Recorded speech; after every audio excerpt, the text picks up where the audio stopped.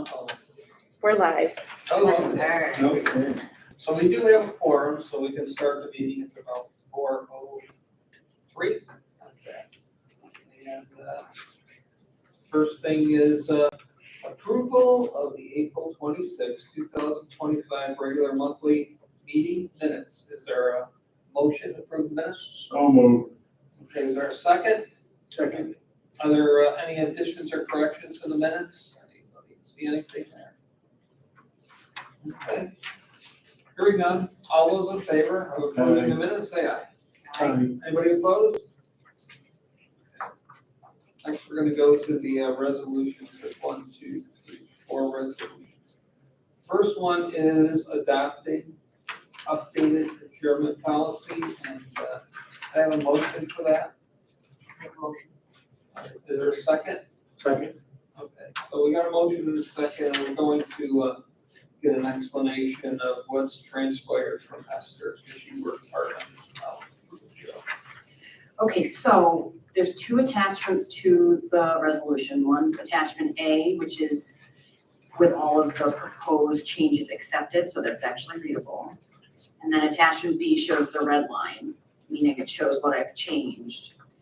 But that looks intimidating because it's got a lot of strike-throughs and a lot of new text.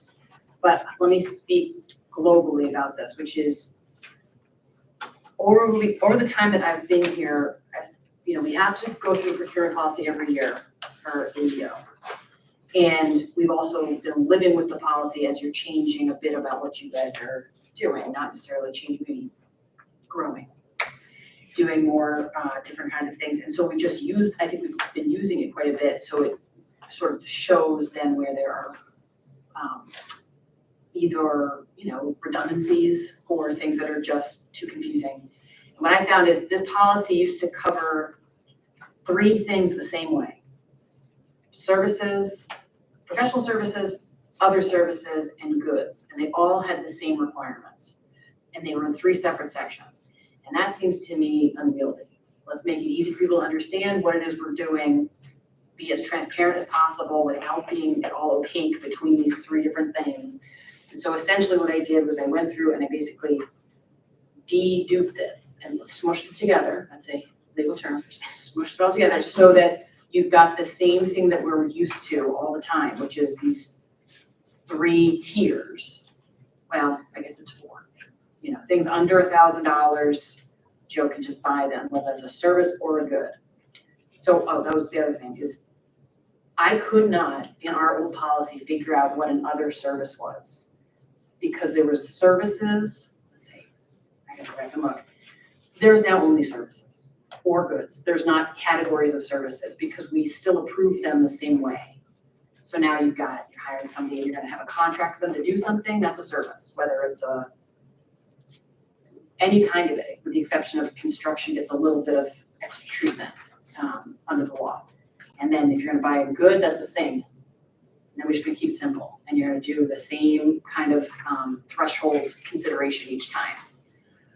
So anyway, so we know these 4 tiers we've always had. And that's gonna be the same for any service, any good. And so we've got, up to $1,000, Joe can spend it. Between $1,000 and $10,000, he needs to get 3 quotes and document them. And he tells you if he can come to the board if he'd like to ask for approval. He doesn't have to, but he has to tell you what he's done. And then between $10,000 and $20,000, he needs 3 written quotes and your approval. And over $20,000, we need an RFP and or an RFQ if that's appropriate. So, like here where it looks like the whole page is red, I've just basically put things, I've made that table more readable. It had it in this new, it wasn't exactly in the same one I looked for, justification. And then, we said things like, this has to be documented. We said that 3 times. So it's in here just 1 time. Things have to be documented, they have to be transparent. So you'll see this page that looks like I've just took a hacksaw your policy. It's all just been moved around or deduplicated. So I'm happy to go through it line by line. That seems like nobody would want to do that, but I'm happy to do that. or answer broader questions. And then I'll say that Joe and I had talked about, and we talked to the board about, in this development role, did we need to make changes to the procurement policy or not and have a whole new process in there? And I actually don't think we do after we sat down and thought about it. Our process works. We just need to be more explicit, I think, in our resolutions, what we're asking of the board to approve at the beginning of one of these projects and make sure that we have projected costs from our vendors at that stage. So we're not coming back, incrementally through it. Let's see if we can't get that stuff down first and ask for approval then. So that was in my head was going to be the big policy change, but actually there's none of that substantive change. It's all just trying to consolidate it down. Right, so from like the user end of the board end, all of the amounts and the approvals required for different amounts, none of that's changing. It's all the same. A policy, when we were using it to try to buy something, or a good or a service or whatever it may be, it was difficult to flip through the document previously and figure out like what the methodology actually was, even though it was the same, essentially. This just brings everything into the same process, into the same flow chart. It makes it much easier to use it. So we had one policy, 3 separate rules in there that all said the same thing except for one word, a service, a good, or Right. an other. So now It's just we're still doing those same things, except now we'll just have one thing that covers all 3. Yep. And so we'll be saving 6 or 8 pieces of paper. We're saving paper, which is always good. And none of the values have changed. Basically, its limits are the same. We still got to vote on things, but And the now board's we'll just have oversight is the one same. document that's much simpler. Yeah, and for your purposes, the board's oversight is the same. We haven't taken any Right. of that piece away of it. And I think, when I think about the policy, I think who needs to read and understand it? Staff needs to read and understand it so they can go ahead and know what to do. Board needs to be able to read and understand it so they can know what their charge is. And then frankly, they're public policies, like the public needs to be able to, if they had a question, to say, how did that person get picked for this? They could go and see what our RFP, like how we do it, then go find the meeting on our minutes and see what we approved and be able to make that trail. So I like things that are not inaccessible to just the general public if they want to see it. And what you just described, the comptroller sometimes does. Yes, they do. So they'll look at our minutes, they'll look at our policies, and they'll look at all of our resolutions and our invoices, and they'll pick one or a couple of invoices and go through that whole process to see if we did everything correctly.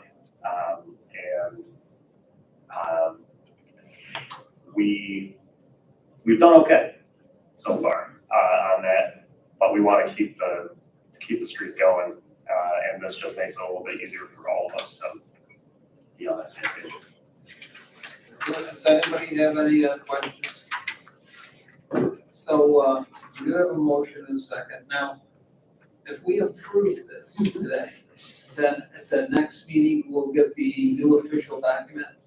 Yes, I be without all the red and green and blue. so Caitlin and I work together to get it fully updated on the website, and then you'll have it see in the front where we've got to mark it each time we re-adopt. So we'll re-adopt as of May 29. Okay. And then that's how you'll know it's the updated.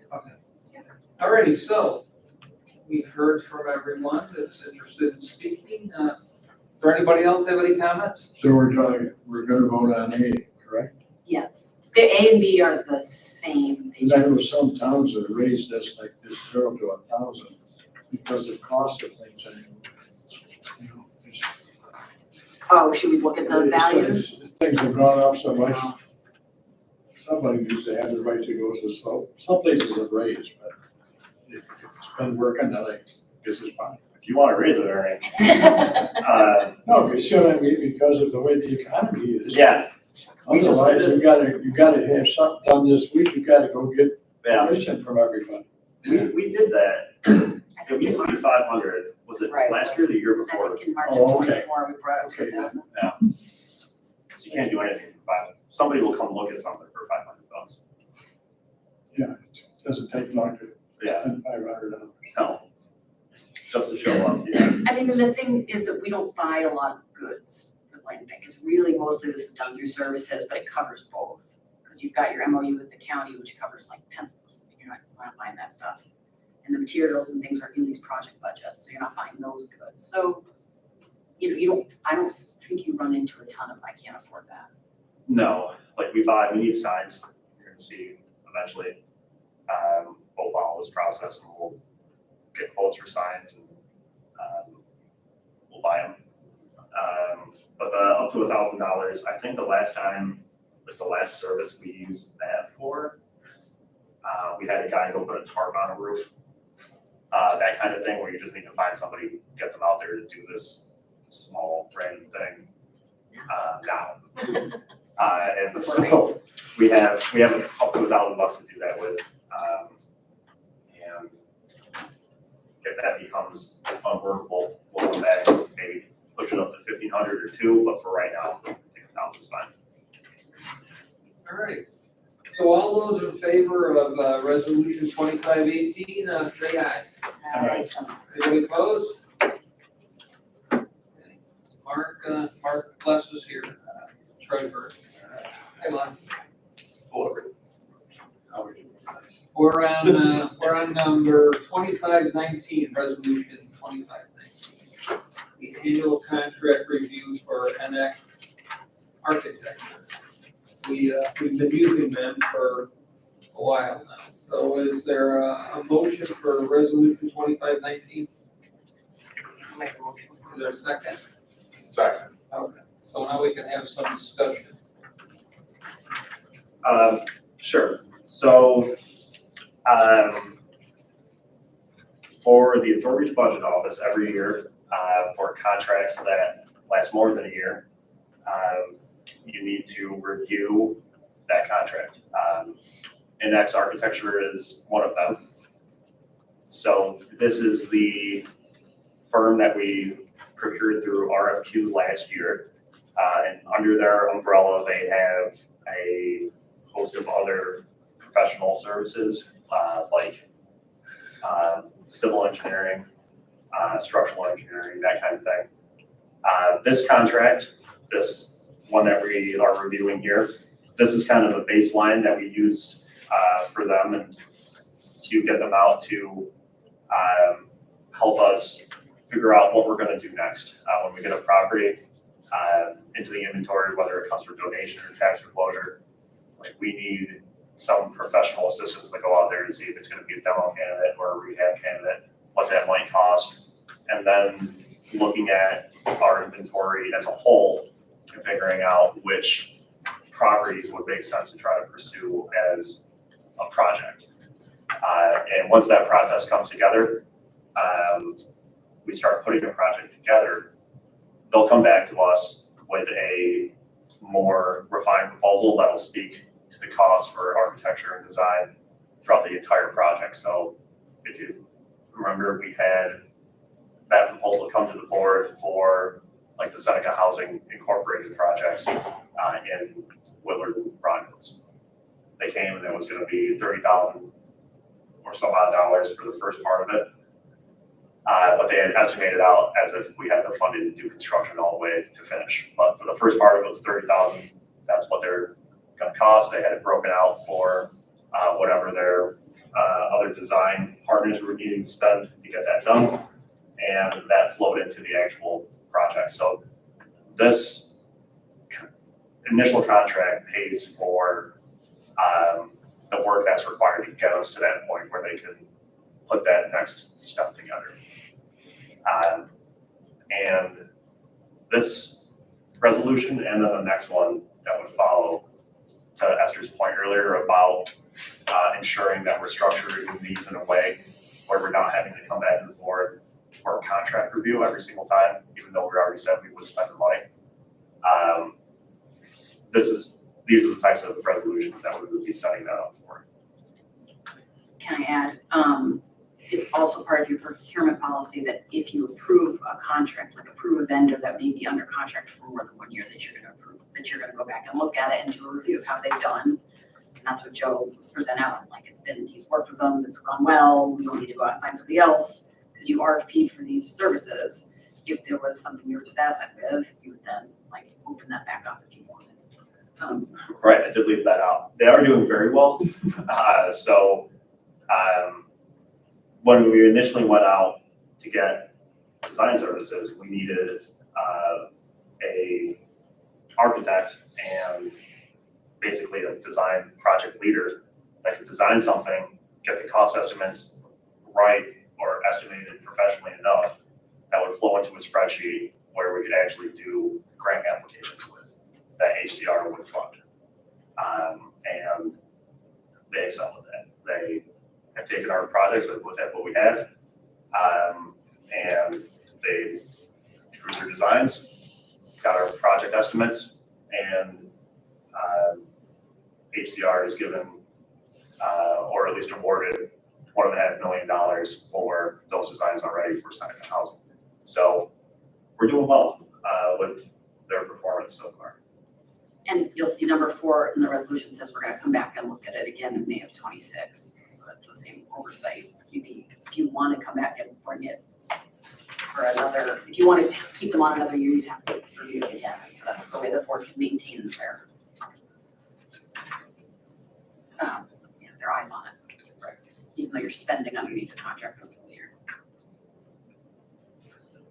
Okay, are there any questions for Joe or Esther? Resolution 2519. We'll take a vote on it. All those in favor of resolution 2519, say aye. Aye. Anybody opposed? Opposed, that carries.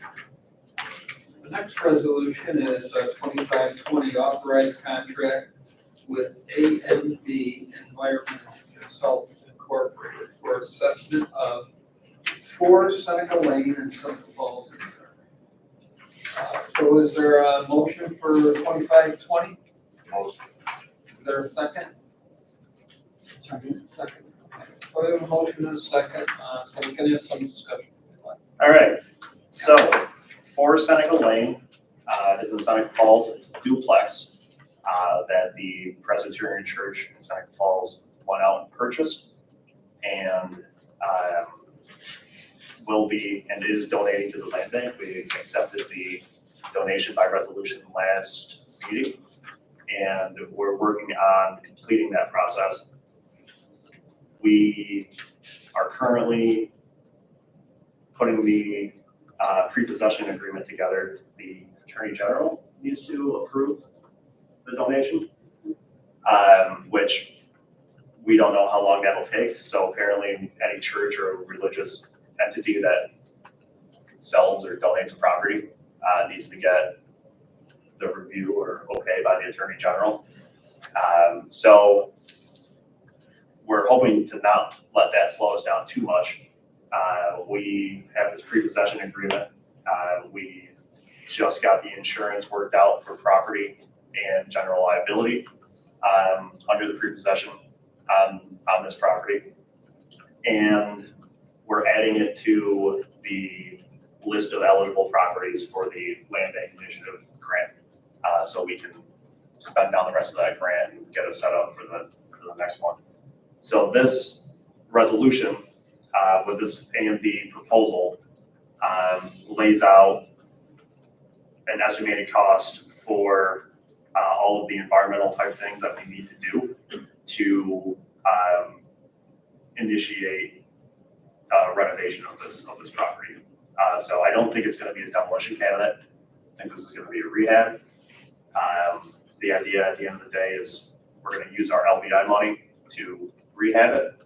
We're going to send it to Seneca Housing where they'll hold it, and Margaret and Mental Health and Lakeview will lease it for their programming purposes from then on out. So Seneca Housing will get the benefit of that recurring revenue, but not have to manage too much of it. It helps support them, and it helps us get this tail end of the grant funding out of the way, and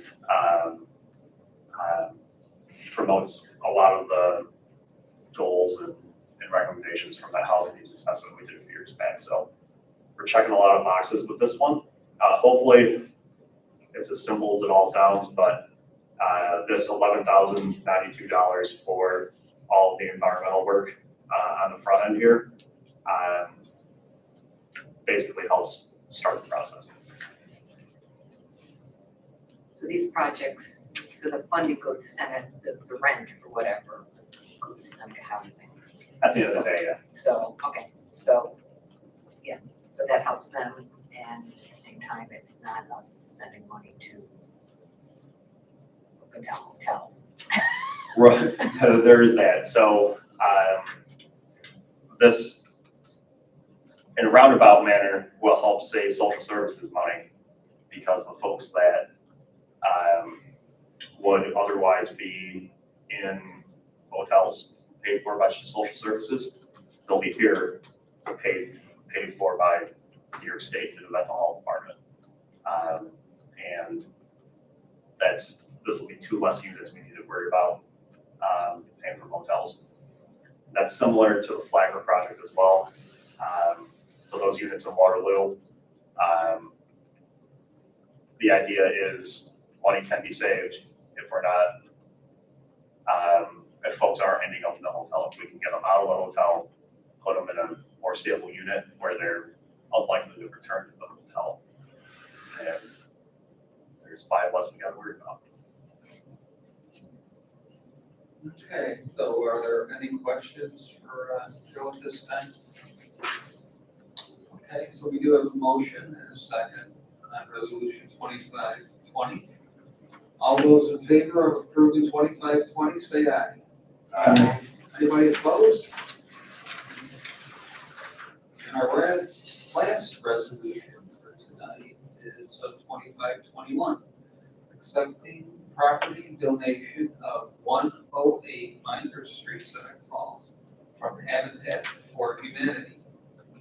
And it is an empty lot, this property, correct? Correct. Okay.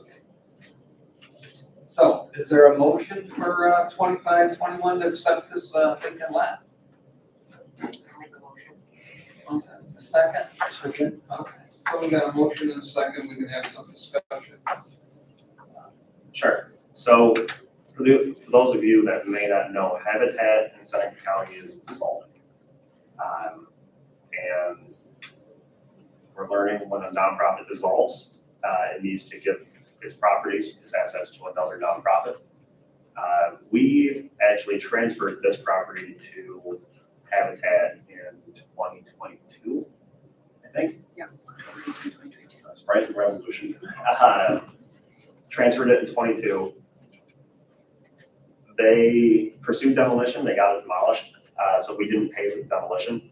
And their intent was to do new construction there at some point. They didn't quite make it that far. And since their CEO and president passed away last year, and I think a few other changes with programming, they're dissolving, and they would like to give us this property back. So this will help them out with that process, and we'll put it back in the inventory. And to the point from the earlier resolution from NS Architecture, they will be looking at this with us to see what the next step will be for doing something with it. How big a lot is it? Off the top of my head, it's average size. It's on the corner. It's a corner lot at Minders and Boston. Sort of behind the high school, a little bit as you go up to the high school train. Big enough to build a house on it. Yes.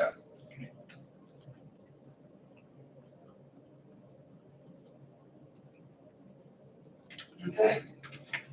Are there any other questions for Joe at this time?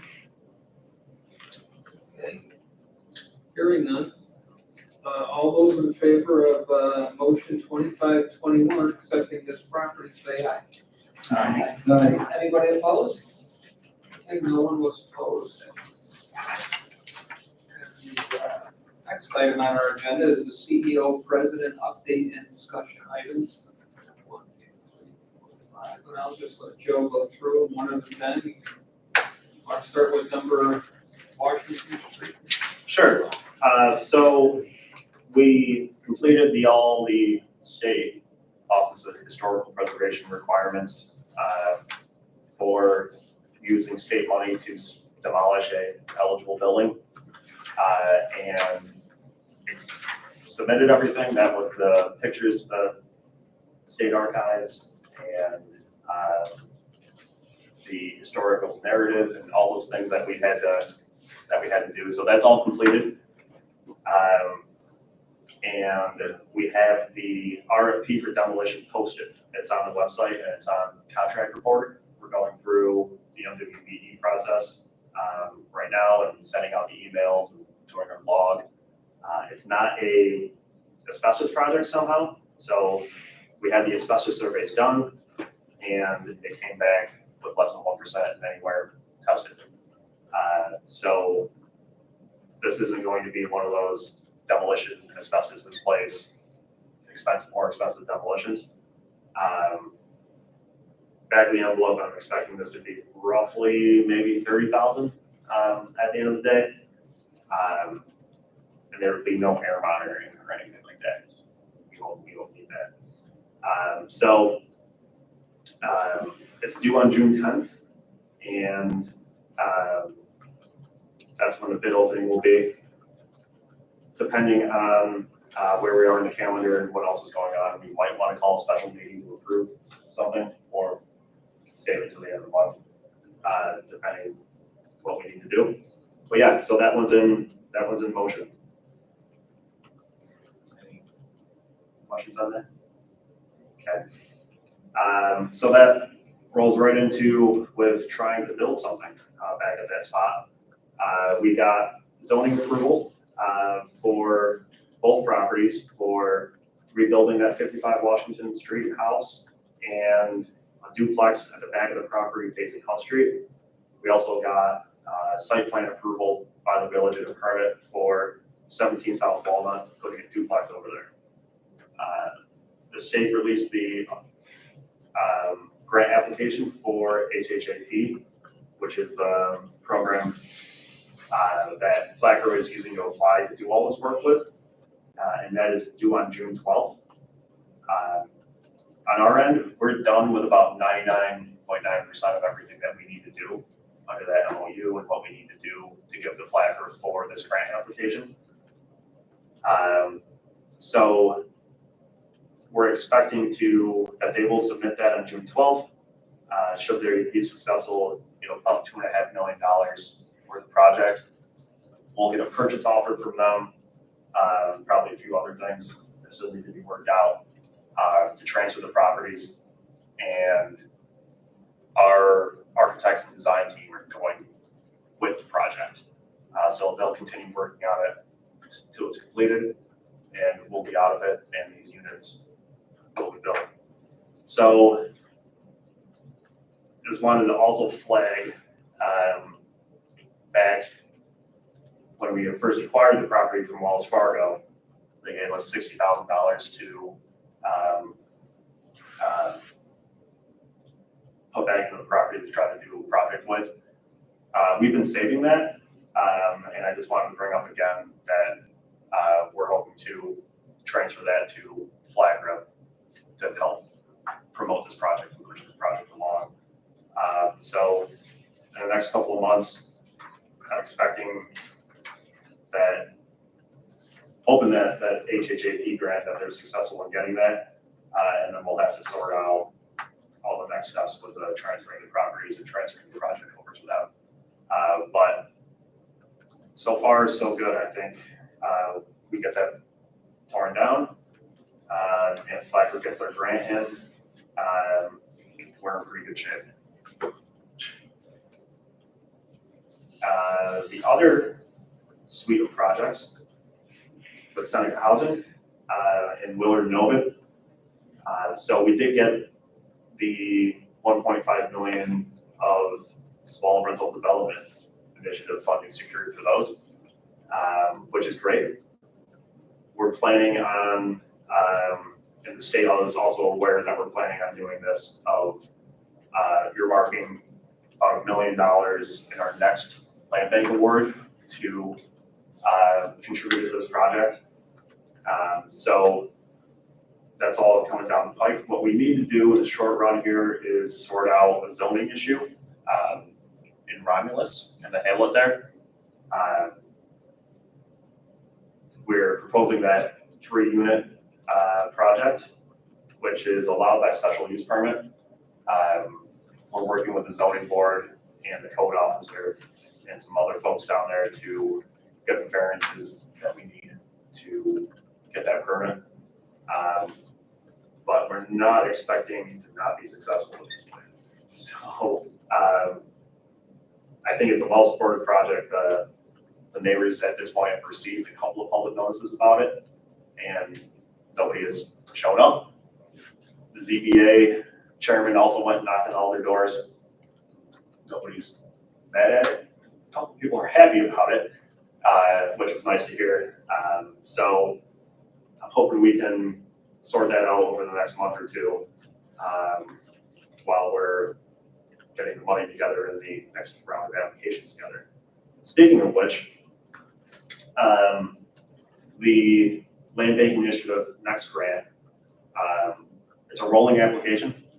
It's currently technically closed right now, just so they can get their ducks in a row for like the next year's worth of rolling applications. So when it opens back up, we're going to be applying for that Seneca housing money that we need to finish that project off, along with acquisition funding for getting stuff off of the tax foreclosure list.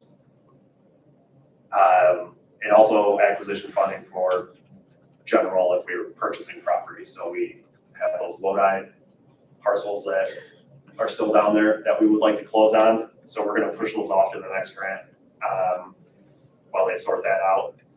There also may be an opportunity in downtown Waterloo for some sort of property acquisition. So if you recall, we needed, I think, was it 70%? We needed a percentage of our previous grant spent before we could apply. We've got 70% right now.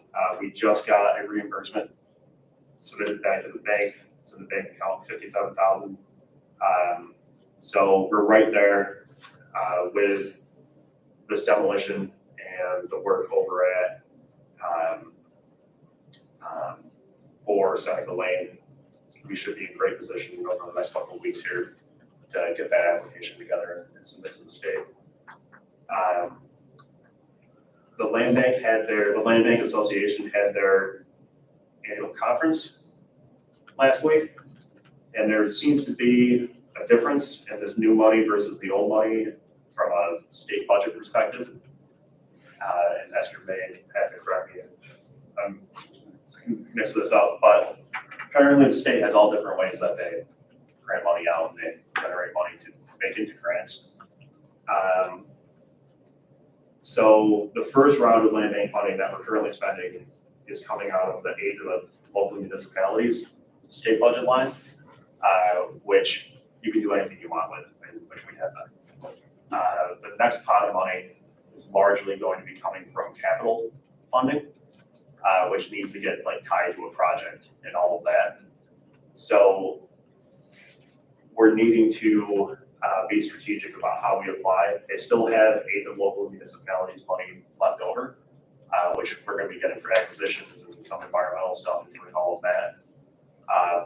But we want to make sure when we're getting the capital money that we're able to spend it, and then HCR likes the way that we're spending it. So we know the Seneca housing project is going to be a good project for that capital line because that's exactly what it is. And they already kind of said that they would give it to us because we said we were going to apply for it when they already gave us the 1.5 million. But the rest of it, we're going to need to sort out how that's going to actually work. And luckily, a few other land banks are working through that process now of what can be spent, what can't be, how it all breaks out. But otherwise, a good conference. I think learned a lot. We saw a presentation on how Buffalo is doing some home ownership projects, which I thought was interesting. And I think if we can figure out a way, there might be a way to get into that business, but there's still some challenges locally and administratively that we would need to address, but that's pretty much it. And the last thing I wanted to talk about was staffing. And wanted to throw this out there to the board that I think we need to start thinking about figuring out how to get some more consistent staffing for the land bank. I am not enough to handle all of this, and Caitlin's been stepping up and doing a bunch. But you know, she also has another job here at the county. So I think this is coming up now because you know, for a long time we were trying to get the land bank going, try to set up projects. Over the past year or so, I've been trying to manage the projects that we have, set up new projects, and then do my other job in the planning department. And I think I have concerns that I'm not going to be able to maintain that success rate without another person doing some of this LBI tracking and management of all of these things, especially the ongoing projects. I mean, we have,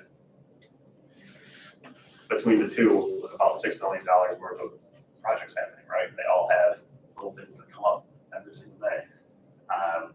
So I don't know how we're going to do it. Getting creative.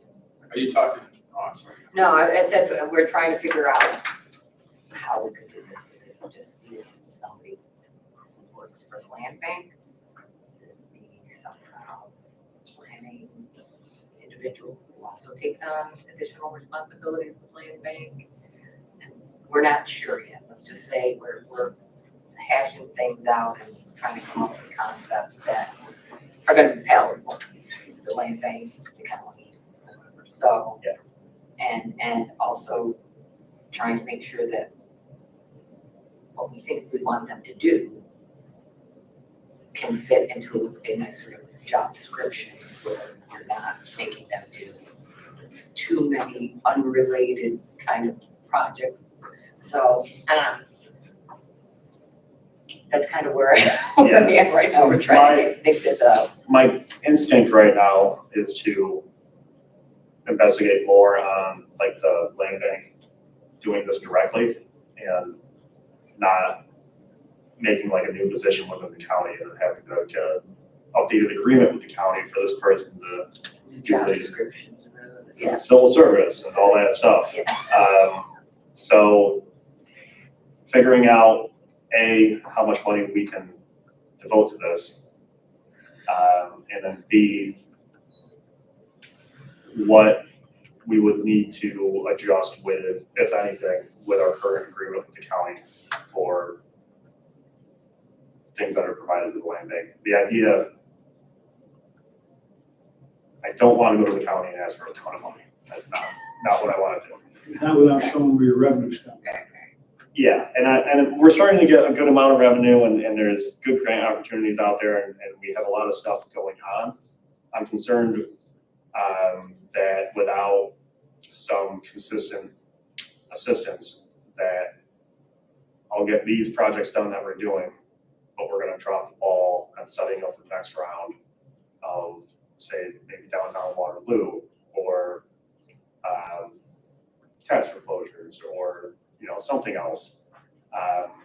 So we also have the brownfields grants Yeah, I was coming. gonna say the brownfield grant's gonna be coming around, which it's gonna tie into land bank properties too versus county properties, so there's.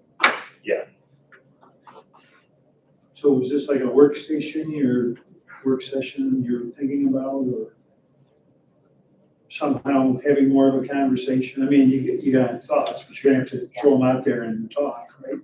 I mean, well, right now, we're planting seeds, letting you know that this is a concern of ours in the long run. And I think Joe was stretched very thin. I This see kind of that. March, April, he was, you But- know, so. My thought, if it was approaching me to ask these questions, would be, if this guy does what he's good at and brings in more money, we gotta give him support, not just spend money. So I guess that's where I'm trying to go, is can you kind of give an overview of how you think you're gonna bring in more money? Oh, I see. So I think let's think more in terms of like projects. 'Cause projects bring money in. Right, how you get more, and I guess it ties in with last year. How Right, you don't wanna have any missed opportunities, is what you're saying. Right, so That's- like back to the HCR thing, like we have to have capital expenses identified to apply for and build into these projects with the new pot of money. Just on a day-to-day to weekly basis, you know, I'm dealing with the zoning boards, I'm dealing with accountants, I'm dealing with all the things just to keep our current set of projects alive, which are gonna generate revenue and serve the purposes that they're supposed to serve. If I'm doing all of those things and trying to work out property acquisitions for and set up the next round of projects, I'm concerned I'm gonna drop the ball on one of those two things. I mean, either I'm not gonna get what we have done right now, or we're gonna get these done and have this great machine with nothing to do because I wasn't able to set up the next round of projects. So I think what this position would do is take a lot of the day-to-day load of the LBI management, the grant reporting, the project management tracking of all the consultants and what they're doing, and squaring that with what we actually need and how the projects need to come together, which flows back into all the zoning board things and getting the application together. That all takes a lot of just being available to handle all of those issues. Looking to try to do other things to set up the next batch of projects. I think that's where, if I can take care of that other stuff, I'll have the ability and the time to actually do a good job setting up those next round of projects. And that's where I think the revenue would be generated from, because we have these grants and things, but we should be able to be getting better at this, right? Like, and we have that. We used to have no money. Now we have some money. So I think with that philosophy, like as we've done more complicated and bigger projects, we've consistently got a little more money in the bank, right? That's unrestricted or all of that. I think if we continue to trend in that direction, there'll be more revenue coming into the corporation. But on a project base, we're gonna get better projects, like in all of your towns and villages. And that's, I think, more the point. But yeah, whether it's, Yeah, Yeah, I'm we just don't- trying to understand the sources of some of these projects, you know, because going back to Les and things that I maybe we know or don't fully know yet of what's allowed and not, more of the legal side of things, right? Because there's been a lot of that. But there's a lot of properties that are They're right, out there. they're out there. yeah.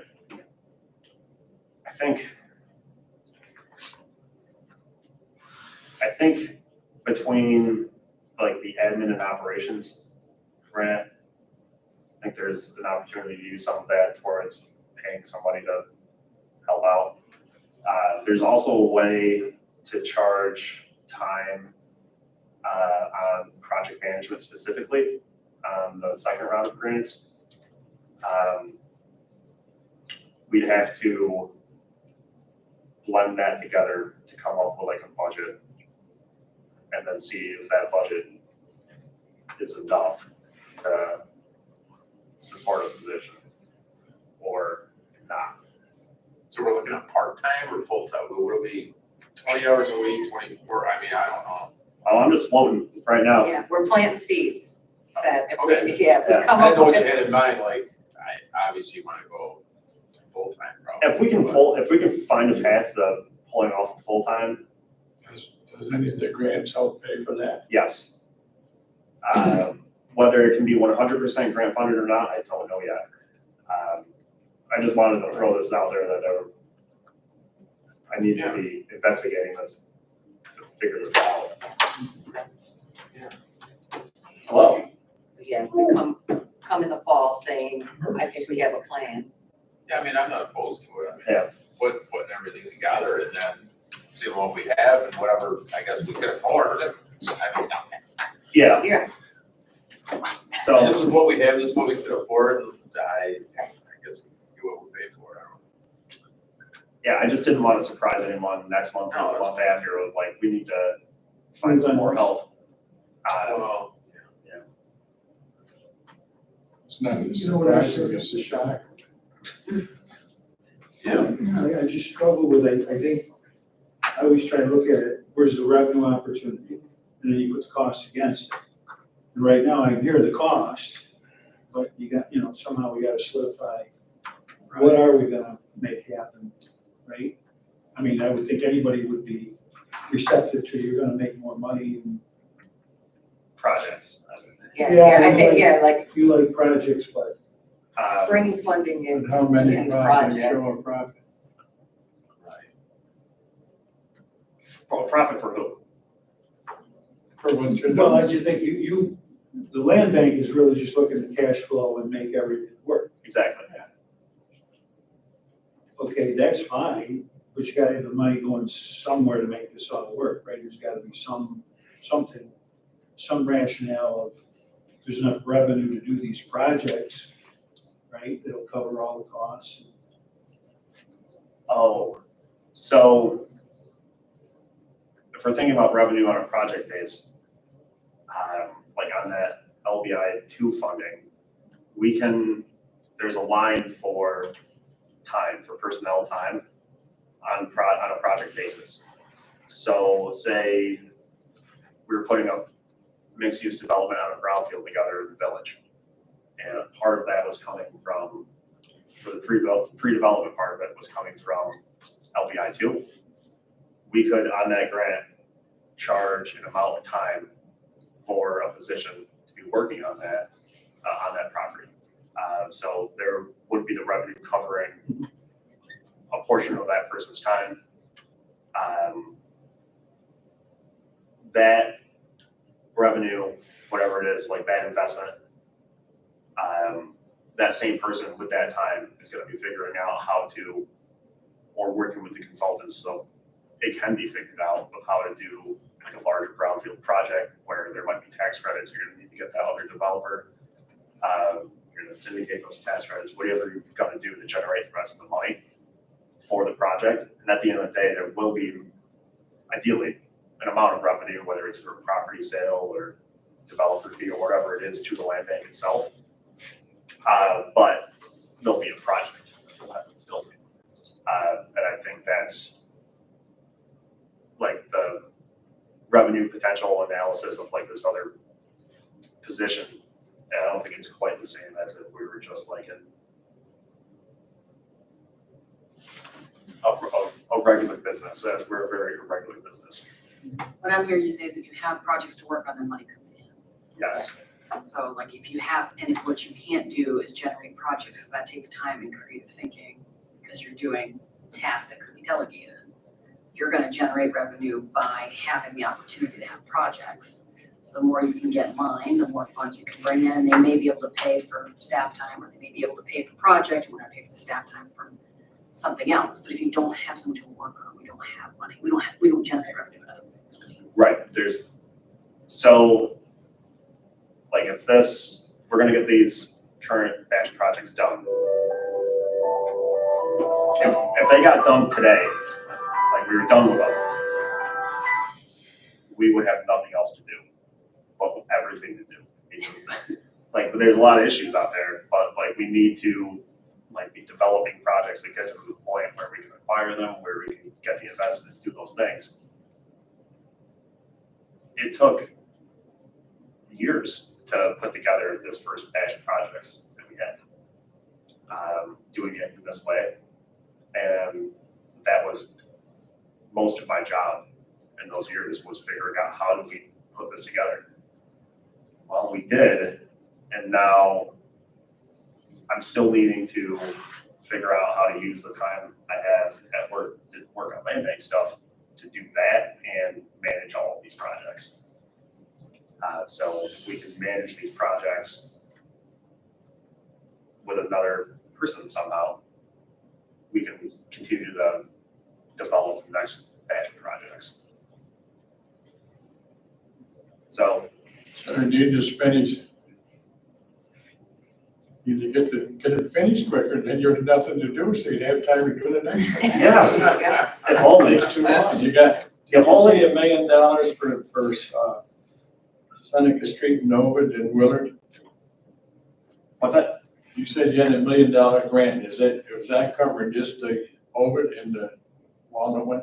Yep, the whole project's gonna So be then about there's three and no a half. profit ever. That's the whole project down there is gonna be about, I'm sorry. It doesn't really make sense. The whole project down there is gonna be about $3.5 million of investment. For those two places. That's what I'm asking. Yeah, for those, across those two So places. you're spending $3 million. What do you expect to get back when you're done?